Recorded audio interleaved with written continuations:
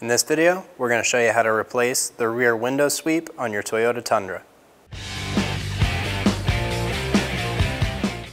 Using a plastic trim tool, we're going to lift up on the window sweep and pull it straight up.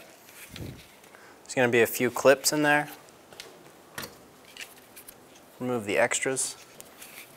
Grab the new one. And these white clips are going to go inside of the metal. Just like this. Line it up.